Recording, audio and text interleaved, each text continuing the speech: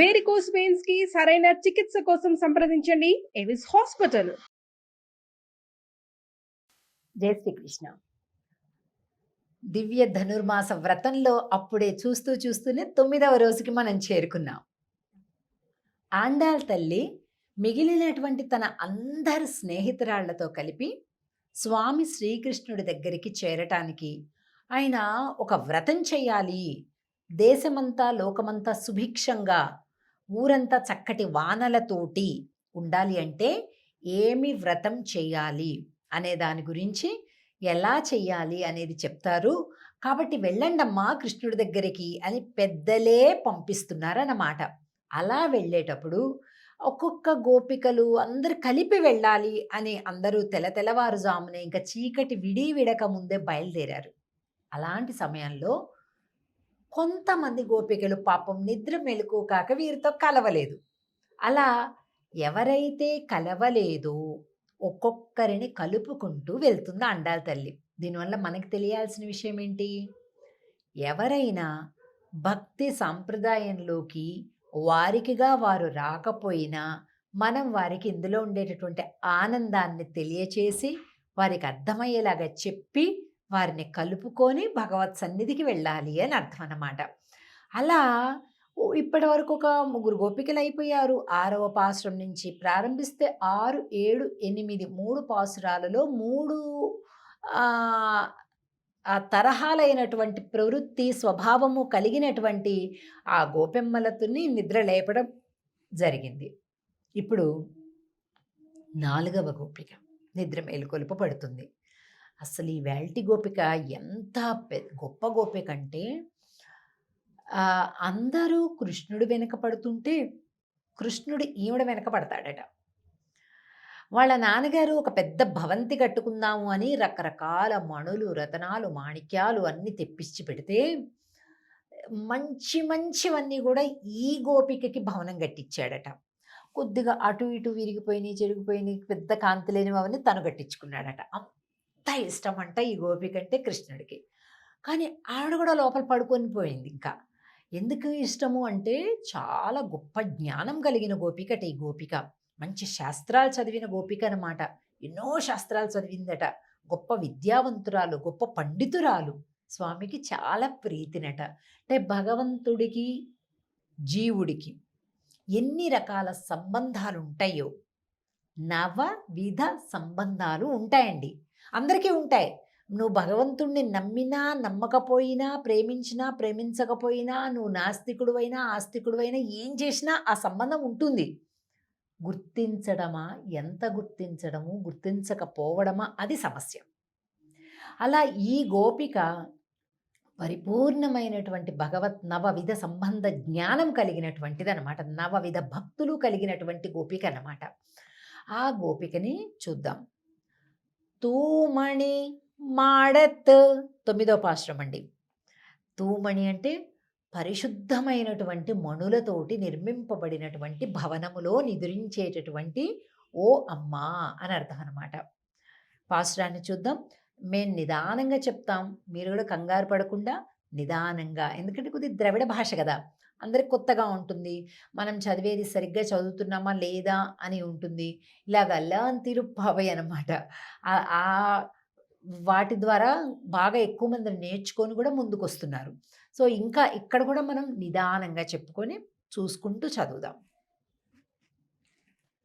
తూమణి మాడత్ సుత్తుం విళక్కెరియా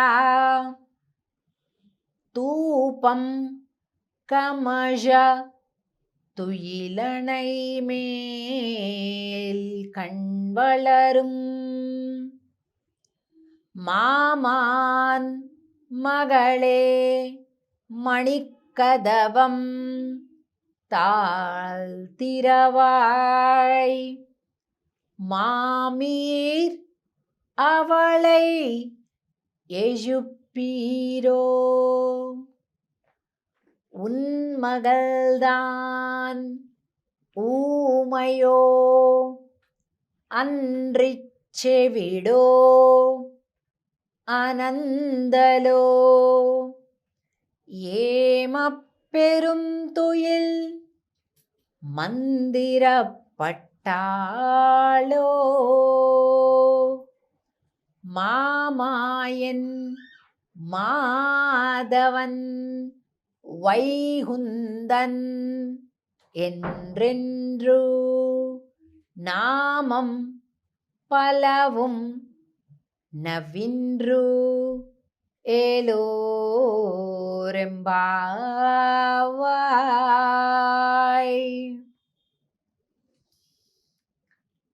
ఈ గోపిక యొక్క ఇల్లు పరిశుద్ధమైనటువంటి మణులతోటి కట్టింది. మనం సిమెంటు ఇసుక కదండి వాటితో కూడా కట్టుకుంటాం, ఇటుకలు వీటితో కట్టుకుంటాం. కానీ ఈ గోపిక ఇల్లు ఎలా ఉందట, మంచి మంచి మణులు, కెంపులు, వజ్రాలు, పచ్చలు, వైడూర్యాలు, మొత్తం ముత్యాలు వీటితో ఉందట. తూమణి మాడత్తు సుత్తుం విళక్కు ఎరియా. ఈ లోపల ఉన్నటువంటివన్నీ కనిపిస్తున్నాయంట బయటికి. లోపల ఏమేమవుతుంది, ఎలా ఉందంట, ఈవిడ ఒక మంచం మీద హాయిగా పడుకొని ఉందంట. వాళ్ళ అత్త పక్కనే ఉందంట, వాళ్ళ అత్త పక్కనే వాళ్ళ అమ్మ కూర్చుంది. వీళ్ళు ఆమెను అత్త అని పిలుస్తున్నారు. వాళ్ళ అమ్మ కూడా పక్కనే కూర్చుందంట మంచం పక్కన. చుట్టూతో మంచిగా దీపాలు, హ్యాంగింగ్ దీపాలు, స్టాండ్ దీపాలు, అన్ని దీపాలు పెట్టుకుందంట. హాయిగా పడుకొని నిద్రపోయిందట. ఏంటండి దీపాలు అంటే, చుట్టూ దీపాలు అంటే జ్ఞానముతో నిండినటువంటి గోపిక, అనేక శాస్త్రాలలో పాండిత్యం కలిగినటువంటి గోపిక అని అర్థం అన్నమాట. చెప్తున్నారు మంచిగా ధూపం అంట, మంచి పరిమళాలు వెదజల్లేటటువంటి ధూపం. అంటే ఏంటి, దీపము ధూపము రెండు ఉన్నాయి అంటే శాస్త్రజ్ఞానము ఉంది, అలాగే భక్తి ఉంది. కొంతమందికి శాస్త్రజ్ఞానం ఉంటుంది, భక్తి ఉండదు. కొంతమందికి భక్తి ఉంటుంది, శాస్త్రజ్ఞానం తెలియదు. ఈవిడికి రెండు ఉన్నాయి, అది గొప్పతనం. అందుకని భగవంతుడికి చాలా ఇష్టమట కృష్ణుడికి. హాయిగా పడుకొని ఉందట, మంచి పరిమళాలు వస్తుంటే మామీర్ మగళే అత్త లేవడంలా, నువ్వు లేపచ్చు కదా. ఆమె లేవడంలే. అంటే చెవిడో అనందులో ఏంటి, చెవుడైపోయిందా, మూగైపోయిందా, పలకచ్చు కదా ఒకసారి, వస్తున్నా అలా పలకచ్చు కదా. ఏమో పేరుతో మందిర పట్టాలో ఏదో మంత్రం వేసినట్టు పడుకుంది ఏంటత్త మీ కూతురు. మామాయన్ మాధవన్ వైకుందన్, మాధవ వైకుంద అని మేమందరం కీర్తిస్తున్నాం అత్త, నీ పుత్రుని కూడా పంపించవు అంటున్నారు ఈ పాశ్రంలో. ఇంకా 10వ పాశ్రంలోకి రేపు ప్రవేశించబోతున్నాం, చూద్దాం. జై శ్రీకృష్ణ.